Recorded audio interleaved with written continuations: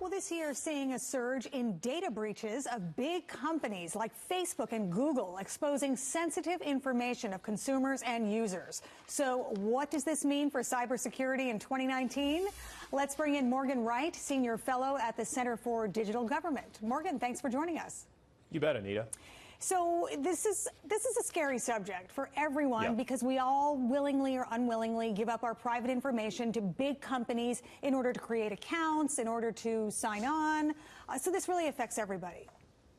Look, and you know, the sad part is there's very little we can do about it anymore. I mean, it's one thing to say, hey, I can defend my home, but my information is in these big companies like the Marriott data breach, the Starwood Group, you know, Google, Yahoo. So a lot of these companies can't even protect our privacy at this point. So we've had truth in advertising for a long time. So it's about time for truth and privacy to let people really know here's what happens. And a lot of this isn't the cyber criminals. A lot of these are state actors like Russia, China, Iran, North Korea. They will continue to be the most obnoxious threats, but the most dangerous threats to the United States in 2019. Well, what do you mean by truth and privacy? What does that mean exactly?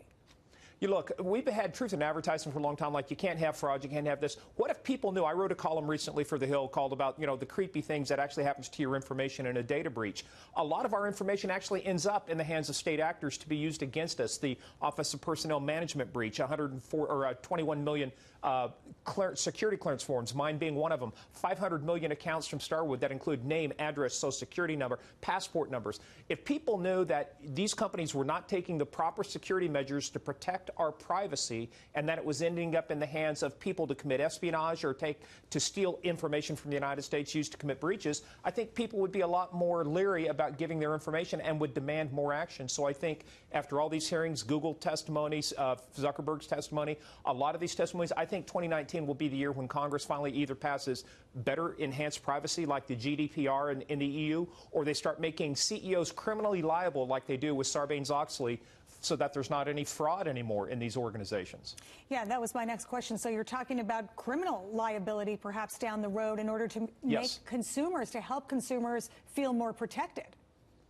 Well, I mean, you know, with Sarbanes-Oxley, what did it finally take? It finally took pictures of CEOs being dressed in orange, being perp-walked and going to jail before these guys realized, hey, if I put my name on this information has to be correct. We're now at that watershed moment with cybersecurity and our personal information.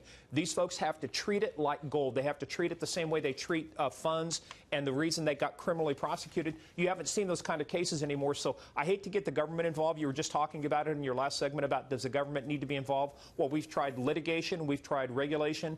Now it's going to be time for legislation. They're going to have to pass a law because only government has a big enough boot to put in the rear of these companies to say, you got to take this seriously because I don't have the power to make Starwood or Google do something different with my information. That's got to come from the government. Right. But until then, you know, we all have to give, you feel, you know, so vulnerable. You have to give your information in order to sign on and make an account or whatever you need to do. So what's just a couple of tips for consumers during the holidays, especially as we're all buying so many things online? And I'm guilty of that, too. You know, thank you to Amazon. They know more about what I'm going to buy than I do sometimes. Exactly. But, you know, I think it's the minimum information necessary. So think of this as if you're going to do something, use a separate email account for that. Make sure, again, you have strong passwords. You make sure that you're protecting your communications, so don't have unencrypted Wi-Fi at home, you know, things like that. But I think the biggest thing to do is when it comes to using your information, what's the purpose you're doing it? Are you really getting the benefit out of it? Just don't willy-nilly click through and say, oh, log in with Facebook or log in with this, because they're siphoning and sucking in your information to do that. Be very deliberate. And, you know, the challenge is, too, Anita, a lot of people don't understand the impact of when you sign up, how much information you're actually giving. So caveat emptor, let the buyer beware. People have got to become better about understanding what they're giving up in order to get something in return. And I don't think we've done a good job as consumers of understanding what we're giving up. Okay, use a separate email account. I like that. Morgan Wright from the Center for Digital Government. Thank you so much for that great information. Thank you. You bet, Anita. Thank you.